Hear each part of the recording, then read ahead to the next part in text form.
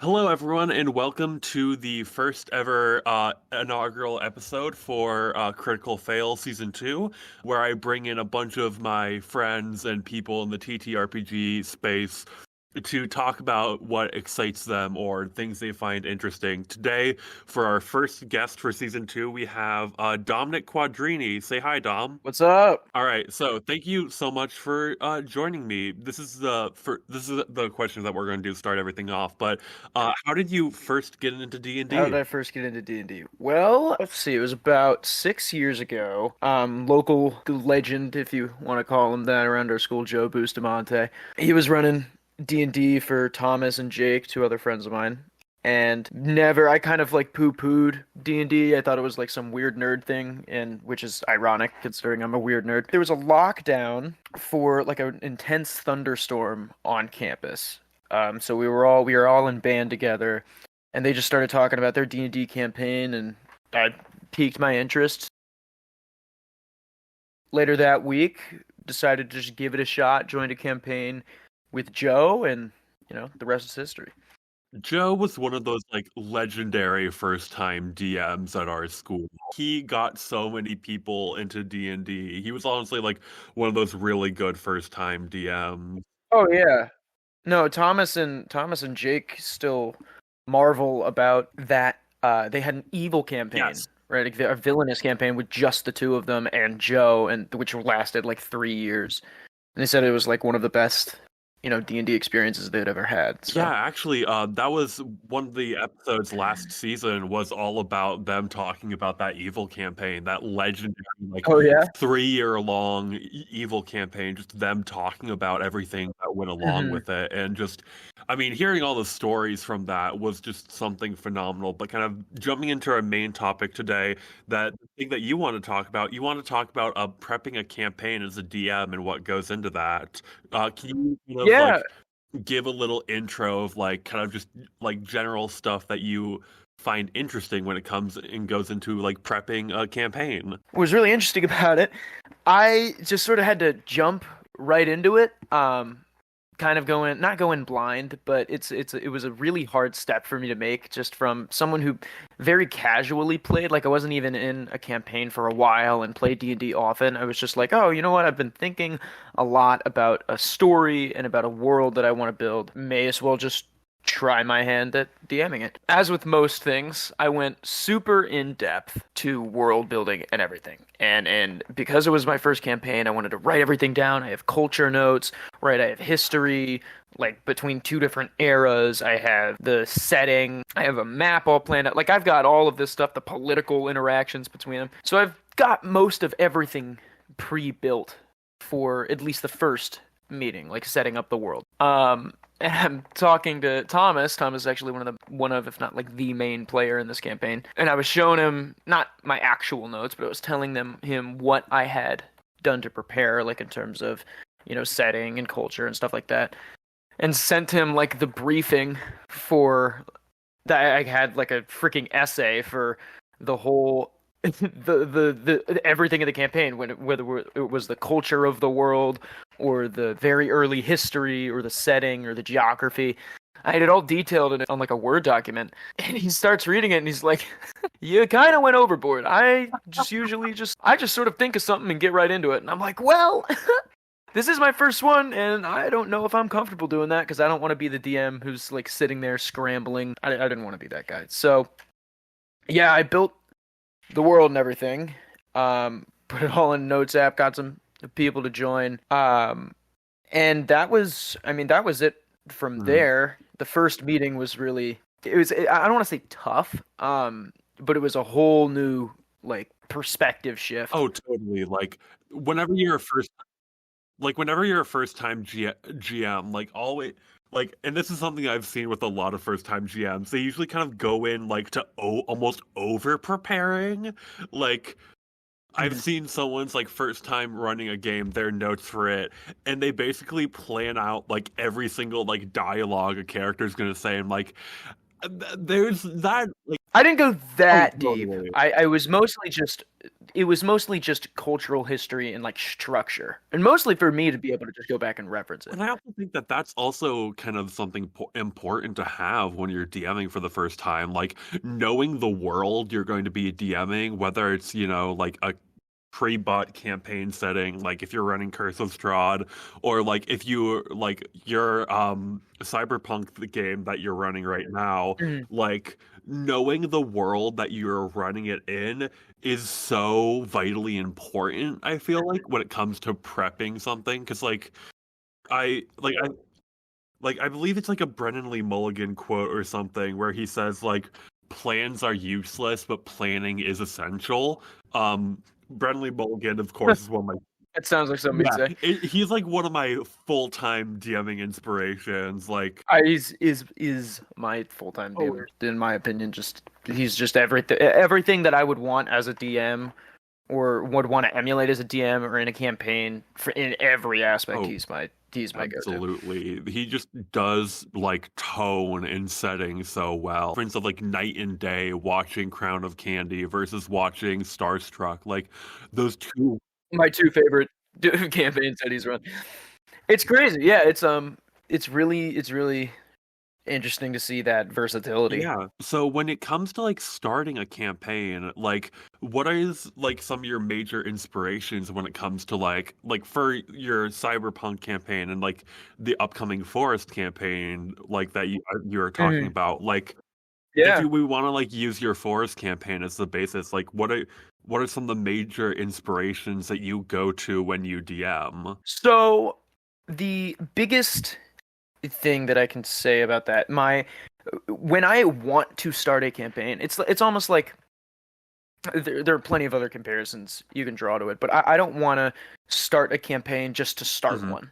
I want to start a campaign where I already have a world in mind, and the getting other people to join it is sort of the afterthought. It's like, oh, so that was what I did with the Cyberpunk campaign. It's like I was really intrigued by like a coalition of Hmm. monopolies that controlled a fantasy setting for so long that tech boomed, but there was still like the magic and everything interwoven, and it was this huge class disparity.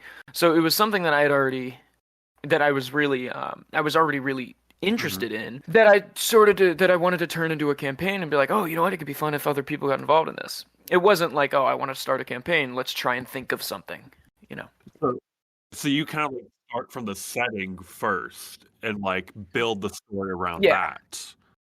that's usually like I'll have an Okay. idea of a yes, it's the world. I start with the setting because in my opinion that's where everything starts, just in D&D, like, period, and for the campaign. It starts with the world.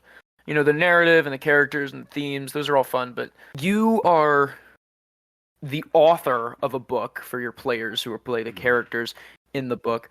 The world that book is set in, everything happens in that. So you can't have anything happen without that first being created, that world first being created. So I'm a bit biased because world building is just my favorite part of the campaign.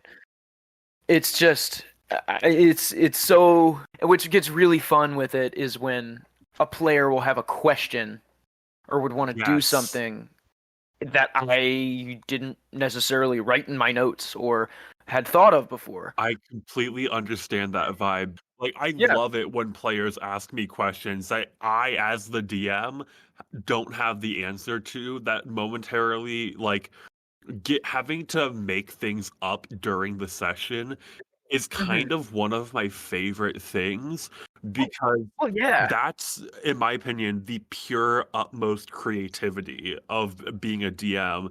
Is that's like Yeah. when you can't second guess yourself because like fundamentally the session has to keep going. So when someone asks me Hmm. what's this like guard's name and I'm like, his name is Jeffrey, and they keep on talking to Jeffrey, and I'm like, okay, cool. Mhm. I need to figure out who Jeffrey is. Like, I really, Yeah, like being able to, like some BS random NPC is now turned into this, not central character, but yeah. has to have actual character development because players choose to with them Well, more. my Yeah. theory with that is that, like, again, it's like kind of that pure creativity where you don't second guess stuff. So that's where you kind of just let your, like, kind of let the seriousness go of the world. Like, that's how everyone gets their, like, Boblin the Goblin character that gets Mm. adopted.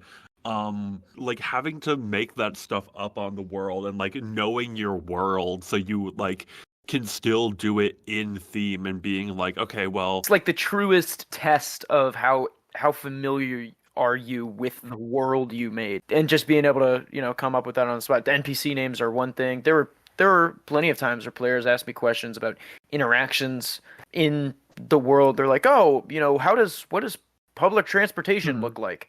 Can I just get on a bus? And I'm like, sure, yeah, actually, there's public transport.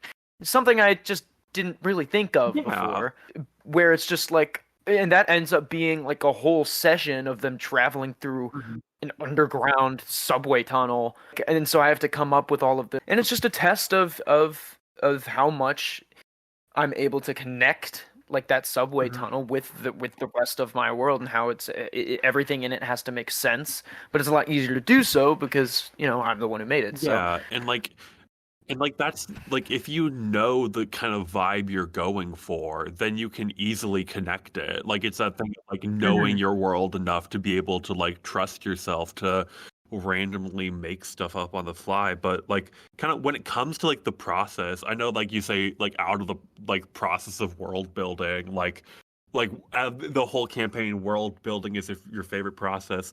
Is there a specific like favorite point of that world building process? Mm, that's a great question. I want to say let's do process of elimination. It's not necessarily the map Yeah. building or the geography. I feel like that usually comes second to normally when I think of world building. Usually Yeah. lore. Lore is really what I'm talking about when I say world building, and the geography Mhm. comes later. It's like I feel like you don't need the geography to start with. You can always Mm-mm. like there's the like kind of one theory of game design, like the Matt Colville theory, where you just start with the town that the game starts in, and then you build from there. So like you Mhm. don't need to have the map, and I kind of like I agree with you on that, where like the map is fundamentally like not important when it comes to starting Yeah, off. like I'll have a like just to use this campaign as an example. My original thought was, oh, all right, so there were gnomes who were downtrodden. So they escaped and came back with technology and founded a civilization that they ran, Okay. which turns into monopolies and everything. So that was usually that was like the premise. The premise is, oh, okay, that's why there are monopolies, and it's generation after generation of gnomes, sons and grandsons, all inheriting the same company, and because they control the town, because they control this city, it grows and grows and grows, and they're the ones. It just grows under them. They're the ones that keep climbing. They rise to the top of it. I started with that premise, and then from there I would have had to be like, oh, okay, so they come back with technology. So it was like, all right, well, where does this technology come from? And so then I can get into the geography of it. I was like, oh, okay, so there's these mountains, and then there's the depths of these mountains, and there are the resources that you can find in these mountains. So that's where like the geography sort of ties into the lore, but it all starts with that. Yeah, I really love that. So kind of like just figuring out like the history of the world is like one of your I Mhm. really like that. Like if what is the I find out the history, I find what happened, like the sequence of events, Oh, um okay. So like and that the sequence of events is then my next question after I figure out that sort of sequence of events is where did those events occur. okay. Yeah. That makes sense. Like kind of like not the cause and effect, but like the major like kind of prime moment of Yeah. history in this world. So like I Hmm. really like that. Yeah. Um I gotta say my favorite part of prepping a campaign is usually creating the villains.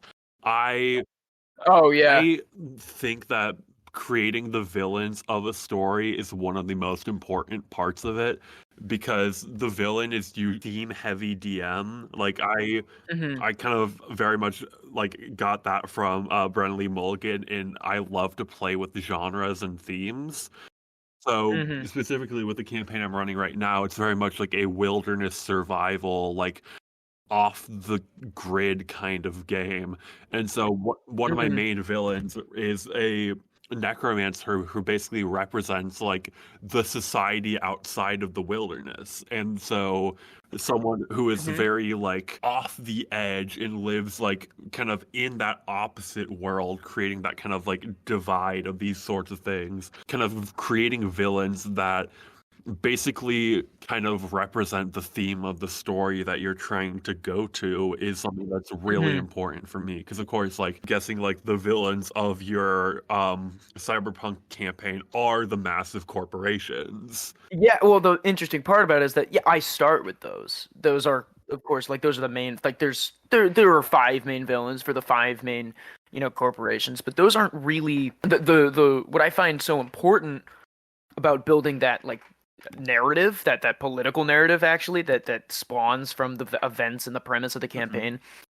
So to really answer your question, it's not really the lore. It's the actual narrative, the actual like political interactions of all of the characters that Oh. live in the world. Because from then, like I have, yeah, sure, there are five main gnomes, right? There are five main gnomes, and those five gnomes are five. They run five main families. Each family runs a corporation that has a monopoly over a specific industry. So it's like, yeah, they're obviously the bad Uh-huh. guys. But I thought it would be really boring and just unrealistic for this world to be so black and white that it's everyone against the corporations. So you've got different rebellion groups, and both rebellion groups have two different visions of what the outcome of what toppling the current hierarchy Okay. looks like. Two different visions. One wants to, just replace them with their own. The other one wants to completely tear down the economic system. And but what's fun is being able to introduce sub villains, or not even necessarily just sub villains, just other villains, that control those. So you have villains opposing the players. So it gives the world a little bit more of complexity, because just because they're villains doesn't mean Mhm. they have the same motive or same, the inclinations. I like it gets. I'm not even gonna say it's hard to keep track of, just because I just like keeping track of it. So that's what's really fun. There's a villain, and so to agree with your point, villains are just not necessarily my favorite characters or my favorite just part of world building, like in the creation of villains, but they're absolutely my favorite Yeah. characters to play. Which is natural as a DM, in my opinion. It's natural to be, to want to be that like driving antagonist against your players, because it's that interaction. It's not like you're both. It's like, oh yeah, I like playing the NPC who just helps the players along their journey, and there's no, interaction with them. Playing the villains is really fun. I think it's also very like kind of like because fundamentally like DMing is storytelling in its very own nature. Oh yeah. And part of storytelling relies on having like kind of that like push and pull of like the hero's goal versus the villain's goal as well. And I think there's that like very important thing of like knowing what the villain wants and like having them be active players within the story on top of that. Like Mhm. having because like the best villains are the ones that are smart and that run away Oh, of course. or like will No, and that was just part of my uh preparation. I knew that I wanted, of course, those five main villains. There it's not even like they're all equals. Like, there's one guy, the one who controls the technology industry, which controls pretty much everything in a cyberpunk world. He's obviously the big bad guy at the very end of the game. And I had planned two other villains, each of the lead of the two main rebellion groups, with their own motives. But as you get more into the as I got more into DMing the campaign, as players decided to explore outside of the city a little bit, into the other half of the world that I had built, I had to start thinking about other villains to introduce. And in my opinion, all of really a villain is just an NPC that counteracts the party Fascinating. in any sort of way.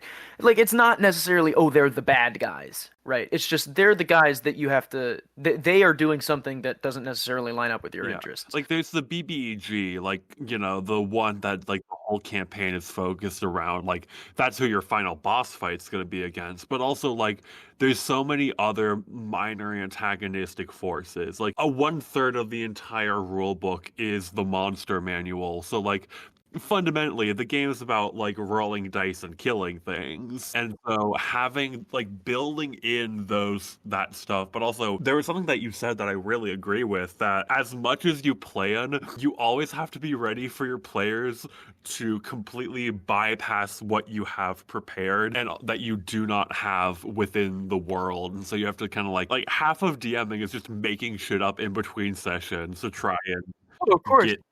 Well, that's why I found that the route, like the where I needed to focus the majority, if not almost all of my planning and preparation, I needed to focus that on purely the world, purely the political interactions between players, because I can't focus on like, oh, here I'm gonna set this minor NPC up here, and there's gonna be this entire village that I'm gonna build that is a question mark for even if it, like for the players to even go there, because then you end up wasting your time. And it stings because there's a lot of things that I've prepped that I thought would be really important, because I have a general idea of what the party is going to do next, and then they hit me with the total curveball and just don't do it. Like the amount of encounters that I have listed in D&D Beyond that are just unused. Yes. I mean, which is it's part of the fun, but I can't try and actually hard build that roadmap. That's where I think the line is, Anything where a player could just choose to avoid it entirely, that doesn't really have any sort of foundational like impact on the story, I think is best left to be planned the day of or in the middle of the meeting. Well, the best thing about DMing is that like the players can't see behind your screen. If there Of was course. like if you really want an encounter where they go to like a bandit fortress in the middle of the mountains, but like, oh no, they want to go to the swamp, just fucking pick up that bandit fortress and drop it in the swamp. Like, Oh yeah, I've definitely reskinned a lot oh, of those totally. fights for just to fit a different setting. Like, oh okay, I'm sorry. Instead of a beholder, it's actually a big alien. Yeah. So it's yeah, it's no, the world building is 100% my favorite just part of planning a D&D, specifically the world, and more specifically those political interactions between the other characters in the world. Because especially for roleplay, those are who the players are going to interact with, right? I mean, they're not going to interact with I mean, they'll interact with maybe an object or a setting, but like the main thing that they're going to be talking to, the main roles that I play throughout every individual session are the other players, the other NPCs that they have to interact with. So understanding their mindsets and their place in our world is paramount. Completely. Kind of moving on to like another point where you kind of mentioned the players a lot. At what point do you start building like the player characters into the plot? Like, at what point do you feel like this is enough to like I have enough filled in that I can take it to the PCs and be like, hey, this is the world that we're playing in, so you can like kind of think of characters you would want to build in this setting, and kind of like does like when players start pitching when players start pitching their characters Mm. to you, does that like sometimes even change the way that you think the campaign will go? Yeah, so to give a numerical answer, 85%. Okay. I want about 85% of the world built, before I even approach, or at the very least, thought through, Okay. before I approach players and ask them, to maybe write a character that could fit into the world. Because they are at the mercy, they know nothing. I have to explain to them the context of everything and work with them to fit into the world. So I need a world to fit them in first. But the reason I say 85 and not 100% is because the things that players, the specific characters and settings that those characters are placed in at the very beginning of the campaign, or the settings that they come from, lend me a little bit of information about what would interest these players Mhm. about my campaign. Like, right, it's a bit of I'm doing some, brief user testing. So I present them with the world and they tell me which parts they like about it and which parts they don't. Not literally, but the way that they tell me which parts they like about it are the ones that they Yeah. focus on when they're building their characters. Like if you have someone who's like, "Oh, cool, I love like this faction and I want to Mhm. build my character in that faction." Like that like okay, cool. That means I get to focus on that one or like if no one seems to be building a character based on like the Mhm. gladiator fight pits, like that means you'll be like, okay, cool. I will have to put extra work into making them care about that if Mhm. that's a major plot point. Or there's that writing philosophy of just killing your darlings, where you're like, well, I really like the gladiator fight pit, but I'll save that for another. That's exactly what I'm talking about. The like for instance, when I pitched this campaign, a lot of them. No, of course, part of it is that they are going. Like I set a cap on the amount of money they're able to make. Like you're not allowed to be rich in a companion in this society unless you want to be one of the bad guys. Says it's poignant. No, the way they were talking to me, it's like, oh, I had one who's like, yeah, I'm a drug dealer and I use a corporate. I use the agricultural corporation. I use their spots in order to grow my drugs and to be able to sell them. And another one wanted to own a business and brush up against the law or the corporation that controls real estate. So it's like it gives me Mhm. specifically like and it's not necessarily just about like which parts, it's which parts of the parts of the campaign, right? I had a whole there's a to give an example, there's a company or one of the main corporations in this world is it's a company called Svelte Lupin Holdings. And they're all Right. about property and finance. And they tried to lump those things in. So banking, real estate, anything that you own, like any assets, buying and selling and buying and selling those and the stock exchange, those were all put under that umbrella. Very quickly started Mhm. to realize. Now, I originally had those as like sort of like I had my own ranking for how powerful each of them were. Technology at the top, agriculture at the bottom, Svelte Loop and the real estate. They were only they were the fourth highest or the second lowest. We got started to have some more interactions in the campaign, and I noticed they were running into Svelte Lupin NPCs and brushing up against them a lot more often. So that sort of changed the way I looked at it, and behind the scenes, I've had to extend, really their power, at least in reference to the other ones, Mhm. purely because of what the players did through their character creation and through just playing the campaign. Totally. And just kind of like, and I really like what you said of just like kind of just monkeying it with behind the scenes just because of like what the players were interacting with. Just kind of because of course like you could have like the most amazing story in the world, but if your players aren't interested in it or if you're forcing the players Hmm. down like, certain paths that they're not interested in, like the campaign's gonna be a slog. It doesn't like at Really? that point write a book. No, yeah, So exactly. like you could have like and so like kind of changing it based on the fly of what the players like or like they like putting an NPC in who are like, oh, this originally had no depth at all and he was just a name on a page. This literally happened in one of the campaigns that I was running because it was a school campaign, like magic school, and I just like put a list of NPCs into the chat of like who they saw, and there was like, just an awkward guy in the corner. I threw the awkward guy in the corner out there as just Yeah, it's sort of like an archetype of some loner in the cafeteria. Yeah. that's his like kind of John Hughes high school style archetype. And then all the characters like, oh, we want to talk to like the guy in the corner, and I'm like, that run my brain stalled for a moment. They're Really? like, oh no, I have to All right, make up so the he guy on the doesn't want spot. to talk to you yet. He's very shy. I I know, like, literally, I told him, like, he doesn't tell you his Yeah. name. He just, like, kind of brushes you off because, Yeah. because that fits the archetype. So, literally, that gave me time in between sessions to be like, okay, his name is Leighton Lindbeck. He's a really shy, awkward kid. Here's his He's family burnt out. He situation. doesn't Here's like his yeah. talking to people. Um, like, how's his family situation? Bad. He ended up being like the son of the big bad evil guy. Like that was the reason. Gotcha.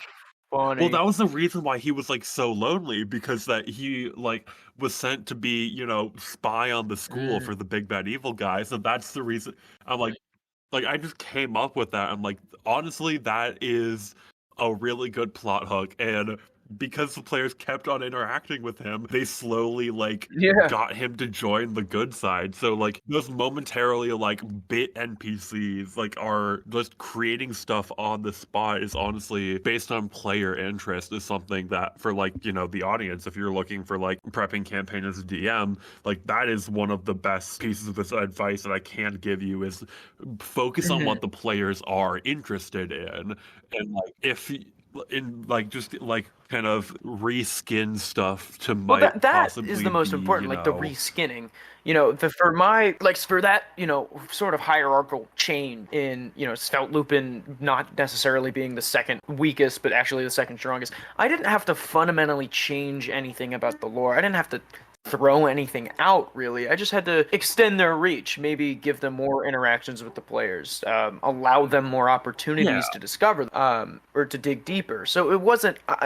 It's a lot easier, or a lot less daunting than you might expect, just because things don't actually go 100% according to what you had envisioned. It doesn't mean that it won't be fairly simple to just, rework things Yeah. and, give the players what they want and keep what you wanted to introduce them to in there as well. Yeah, and on top of that, like the players aren't going to notice if you change something behind the scenes. Of course. Like a lot of DMing is just retconning, like being like, Yeah. "Oh, I didn't know that that was going to be as important as I thought it would be," or like with this Felt Lupin example. And like from the player's perspective, like it's like the best analogy I can come up with, like it's like hearing yourself sing or like doing a theatrical performance. You will see all of the everything that went wrong in knowing how you failed in every regard Hmm. versus everyone watching is going to be completely amazed that you were able to do it in the first place. Like, Yeah, like we're our own worst critics. yeah, totally.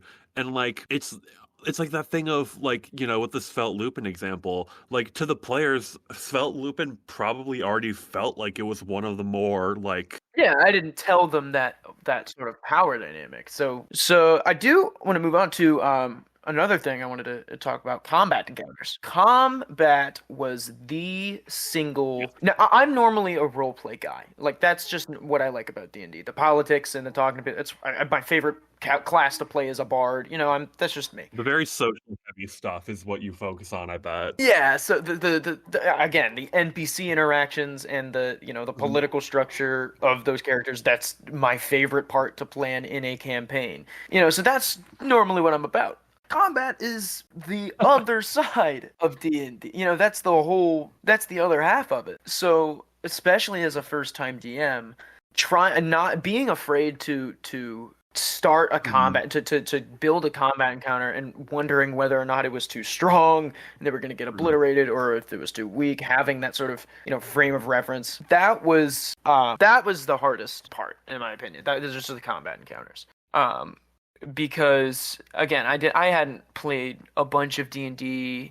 I didn't know the CR for Mhm. I mean, different CR is monsters. bullshit anyway. CR, that's the number one thing I've learned this campaign. If we're talking combat, CR doesn't Oh, mean totally. anything. Especially when I give my players magic items Mhm. that they deserve. the, whatever challenge rating somebody came up with, they're not going to be able to account for some BS.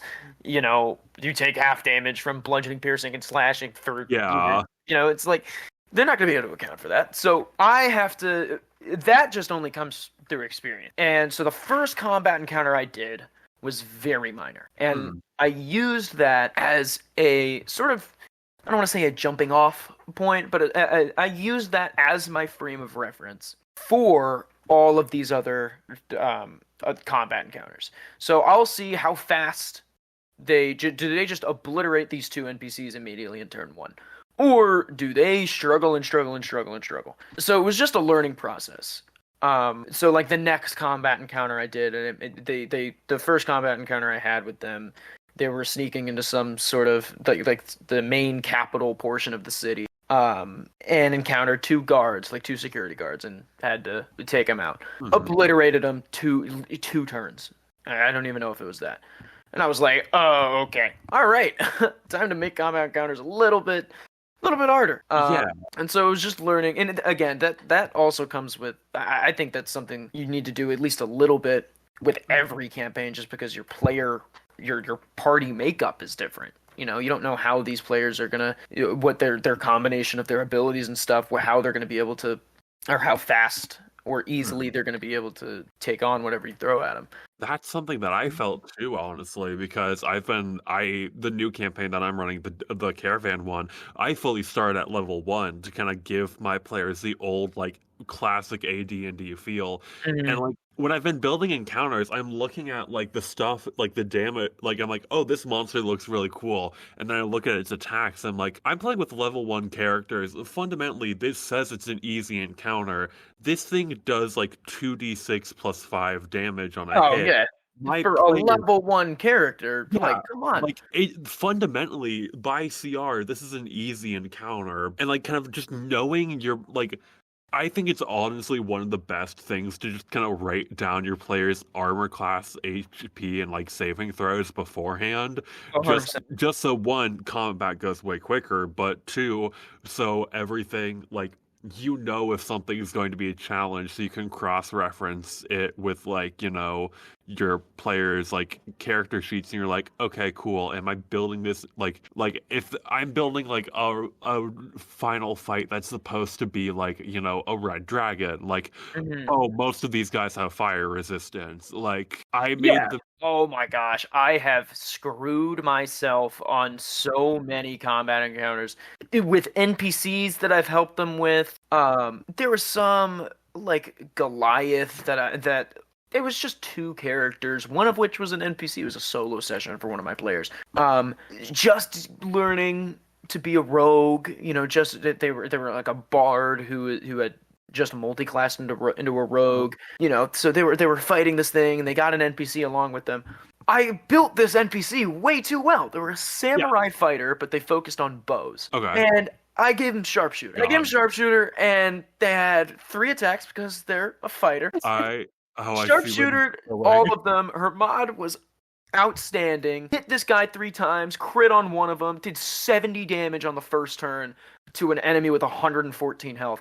I was like, I should not have done that. I should not have. Maybe I need to gauge this. And the CR was really high. It was just, you know. And luckily, players are really forgiving when you kind of explain that stuff to them. If you just kind of give them an answer of like, hey, if I do this, it's going to be way less fun because this thing will take care of all of your problems for you. Because, I mean, I have like a theory of like, the players legitimately want to be challenged, because if they're steamrolling through everything, it's not fun. Yeah, like they want, like, the feeling of like accomplishment is utterly derived from the fear of failure. Yeah. Like, well, it's at least the unknowingness of whether or not you are going to fail. So there are times where, like, there's, just to give an example of these previous 2 fights. Arena fight, Thomas is one of those players. Actually, Thomas and Jake are the players for this fight. First arena fight, I throw at them they're 2 level 14 players, both of which are multi-classed. Oh, so no. they're not all level 9. So though they are like 2 multiplayer, they're 2 level 14 characters. They are 2 level 14. I throw at them an angry, I believe it was called. Some monster that had like 2 heads and could operate in the dark. And the arena, everyone put on night vision goggles, and the arena went completely black. What's really fun, Thomas plays a Dragonborn who does not have dark vision. So he had to find ways around it and communicating. I rolled terribly, they rolled amazingly, and not only that, they obliterated this enemy through some cheap sentinel strat, where it was like because I didn't want to use my action to disengage, or it wouldn't have even mattered, because Sentinel, it doesn't matter for Sentinel. It's just when they leave 5 feet. It's not, you have to use your opportunity attack. It's so dumb. But by abusing that and by forcing myself, Thomas, his character was like forcing me to attack. So if I took a reaction, I couldn't use it. I couldn't use it on his escape after like the Sentinel.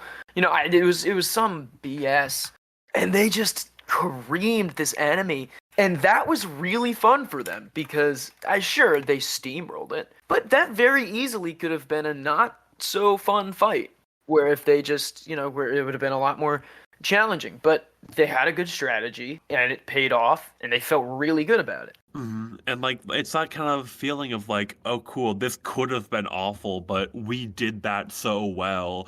And like well, it's the contrast, right? So yeah, this the next contrast. fight that I have introduced to them, this next fight is going against is a much different story. We actually haven't finished the combat encounter yet. We had to pause it. Paused it halfway through because we had to break for something. This combat encounter, same arena, although this is like it's like a special night. There are more people there. It's more exciting. And I throw at them a reskinned beholder. Ooh.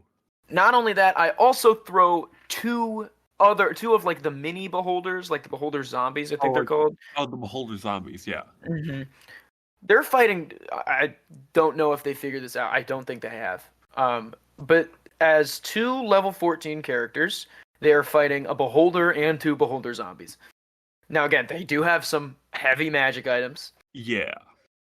But I introduced to them, and I've given them warning about how, all right, yeah, last fight, you went in and you beat it, and they're feeling really on top of the world. They're feeling really high, a bit arrogant. So they walk into this fight, and I'm like, oh yeah, just so you check the board, your odds are plus 7,500. You have a 1 in your odds are 1 to or 75 to 1. And of course they're like, yeah, those are just odds. We can handle it. And then I throw this at them, and they are rolling badly on all their saves, which against a freaking beholder is all you need to roll well on. Yeah.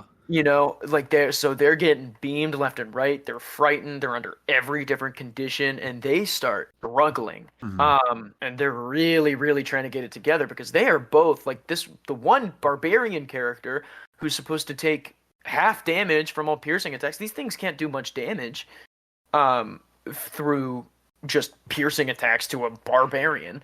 But they can give him a bunch of different conditions that'll make him fail.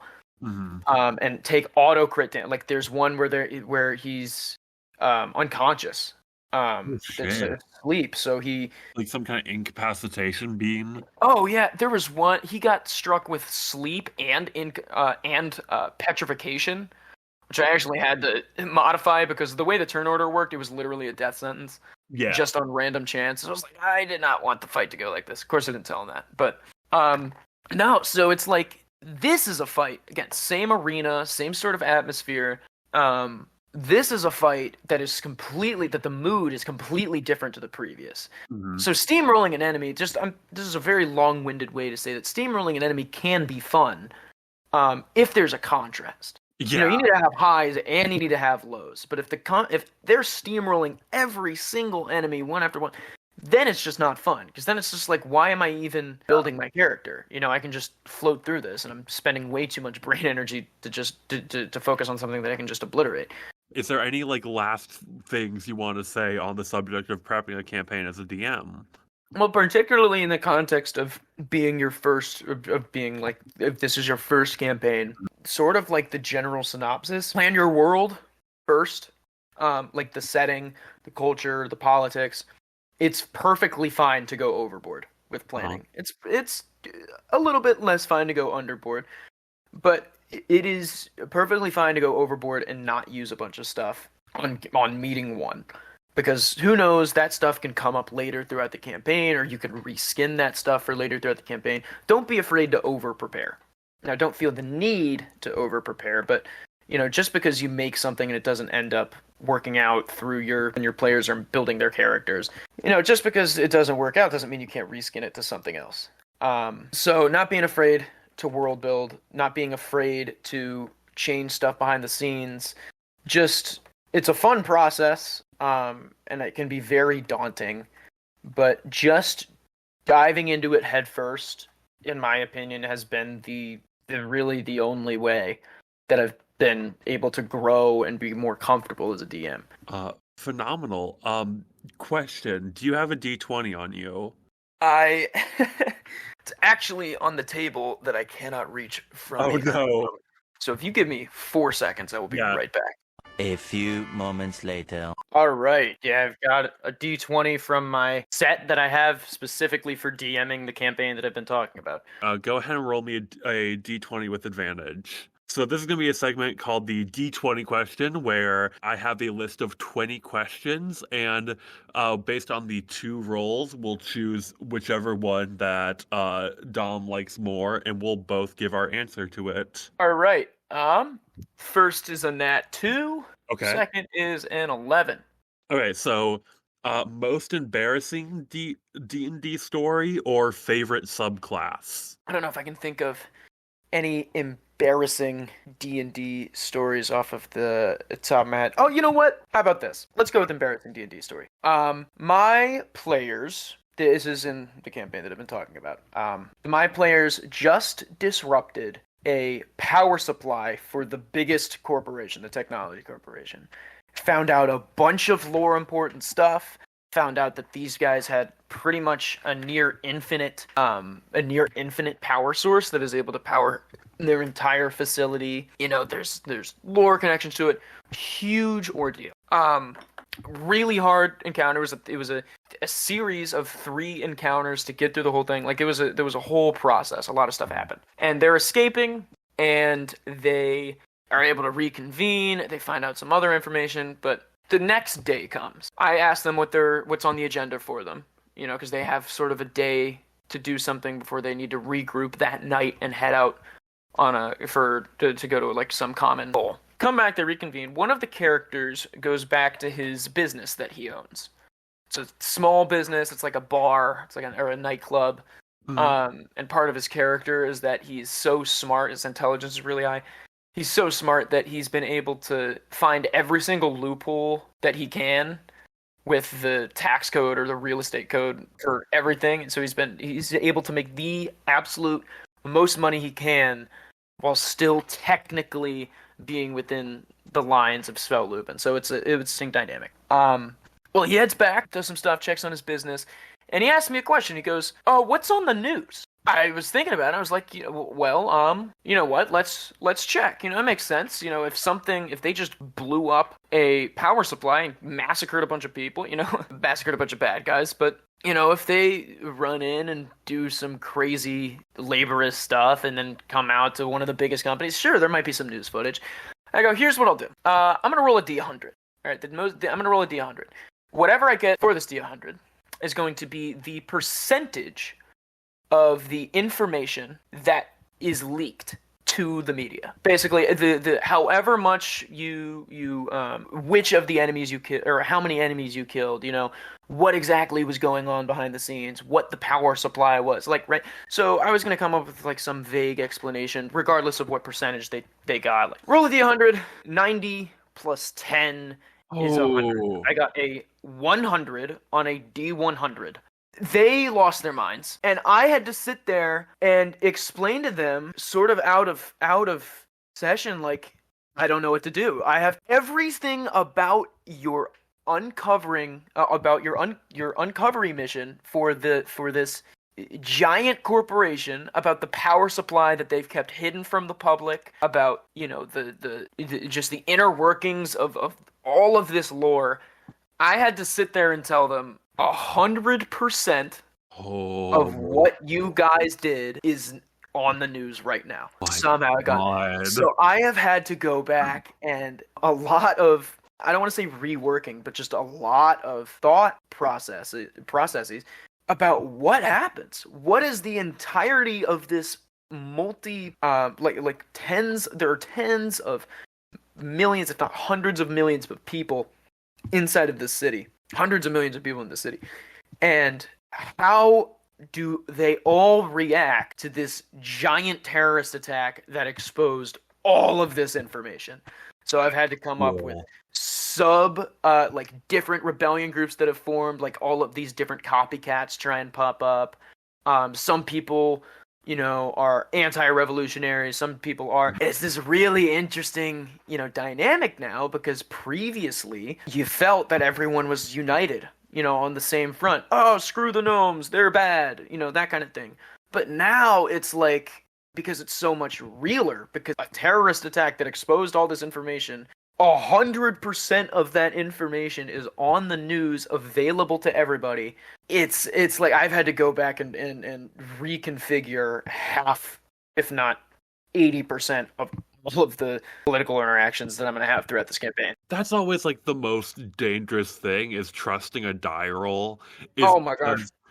And that's why, honestly, I love playing D&D, because there's so much like variability in what could happen. Like, there's always a possibility you could roll a nat 20 or you could roll a nat 1. Like, and like that's honestly the best case scenario of like everything got leaked to the press immediately and it's already on the news. Well, it's like, and I've tried to make dice rolls, because one trap I think new DMs fall into is just letting their players roll for everything. Yeah. There are some things that you can just say, you can't do it. I don't care if you get 5 nat 20s in a row. You can't do it. But for something that's vague, like saying no is always within the DM's power. Of course, and you've got to be able to put the reins on it. There's character in this campaign, literally the last session we did. Hey, technically a short rest is an hour and rope trick lasts for an hour. Oh god. Can I rope trick in the middle of combat and take a short rest and regain all of my hit die? And they were like, well, why not? Technically in the rules. I was like, all right, well, if we want to sparse words, technically it from the time that you cast the spell, so technically it takes you time to climb up the rope in order to get into the pocket dimension, and you wouldn't have that full hour. So no, my answer is no. I don't care if you roll for it, that kind of thing. But no, I mean, like, trusting die rolls, I've tried to make a conscious effort of making sure that I am okay. Question deserves the roll. Yeah. That the random chance that this deserves something that could happen on either extreme. It's always fine to just give the players the information if their character would know that. And it's just like, so it's like for characters' backstory, right? Yeah. Like if I have a character who's been raised as a blacksmith through their entire life, they don't have like a class feature or anything. It just says they're proficient with smith's tools on their sheet. If they come to a point in the campaign where they're talking to some other blacksmith who's only going to give them this specific armor if they know what they're talking about, they need somebody to trust. Well, I'm going to just allow them. That's not a persuasion check. Yeah. That's just, you have that information, So stuff like that. I think my most embarrassing story came not when I was DMing, but from a player perspective. This was in my friend Charlie, his ocean campaign. It was like a whole pirate campaign. We went to this giant fortress in the middle of the ocean called Fort Nautilus. Just because it was already like a really goofy session, and then we went down into like the treasure vault because we were looking for like some MacGuffin. Like we were looking for a shard of an iceberg that created the world. And the guards kept on saying, hey, don't touch that thing. There's an ancient evil horror within it, and if you touch it, you release it. Which, first of all, but on top of that, we kept on like jokingly being like, oh, we're gonna touch it. And like the guards were like, if you do that, we'll kill you. And so one of the players jokingly tried to seduce one of the guards to convince them to touch it. Rolled a nat 20, so the guard did it. Guard immediately died. We released a lich onto the fort. The lich then summoned his Kraken ally. So imagine this combat. We are failing for success. We are level 9. There is a lich and a Kraken. My character... Oh wait, no, this is a different fight, but still... This isn't a fight where my character got power word killed, but we were level 9, and we were like, well, we released this thing, and our players are just like, cool, our characters, we're just got out of there, and then Of course, you're not fighting a lich and a Kraken. Oh, no, you're not fighting a lich at level 9. Oh, but it gets worse, because then the big bad evil guy basically cast, like, a 9th level spell called, like, Obliterate, and basically, like, sent an orbital like nuke laser onto Fort Nautilus, utterly destroying it and everybody who lived there. Oh my gosh. Solely because Oh we my gosh. like, and like honestly, that was like, because you accidentally crit yeah, on a persuasion no, roll. but like it was honestly, I think that was like that was a really good thing that the DM did of showing us that like, hey, Of your course. actions have Talk about a butterfly effect. best way of showing them like, hey, you're not like this is an actual world, like you're not running through this willy-nilly, your actions have consequences. And then like the DM actually like role played this one like Knight of the Order who hopped on our ship with us. Like he was utterly like disgusted by us, and like in role playing that, like myself, like the actual person Will was just like utterly broken in that moment of like, oh God, we actually did this. Like all that blood is on our hands. And I honestly think like that was fully the highlight of the campaign for me. Just like, oh, of course. like that was one of the best moments. And then running into that same character in the future, that like Black Dragonborn Knight Commander, like and him like spitting on the ground when he saw us. Good. It's just like kind of reinforcing that this guy still hates you because of what you did. Yeah. It was so good. Actions have consequences. Dominoes fall. Dominoes fall. But yeah, so moving into our this is stolen it straight from Pop Culture Happy Hour, but just kind of like ending this on a positive note. What is it that's making you happy this week? Like, is there a specific like movie or piece of media that you've been really enjoying? Tears of the Kingdom just came out. God, I still need to play it, but everything about that game. Have you beaten Breath of the Wild? Yes, I have. It is about 3 times better than Breath of the Wild. It's crazy. Shit. It's crazy. Dude, there are 2 additional maps. There's a bunch of different cool mechanics. So many different more. Like it is like I don't want it to be precedent that Nintendo charges $70 now for their games as opposed to $60. But it's worth the $70. If they're gonna charge $70, if they're gonna charge $10 extra more, but guarantee that the quality of those games is gonna match this one, go ahead. It is a crazy good game. Myself and a lot of our friends have been playing it. And yeah, so that's just I've been addicted to that this week, and that's making me happy. I mean, that's a great. All right. Just in our final moments here, is there anything you'd like to shout out before we go? How about this? A couple of things. Shout out Thomas and Jake for getting me into D&D. Shout out Brennan Lee Mulligan for allowing me to watch D&D stuff and actually get into it a lot more. Subscribe to Dropout. That's my free advertising for them. Shout out Joe Bustamante for DMing my first campaign. And shout out Will Boyle for allowing me on his podcast. This has been a great time, man. Thank you. Thank you so much for being our first guest, and thank you so much to the listeners for watching our first episode. See y'all next episode.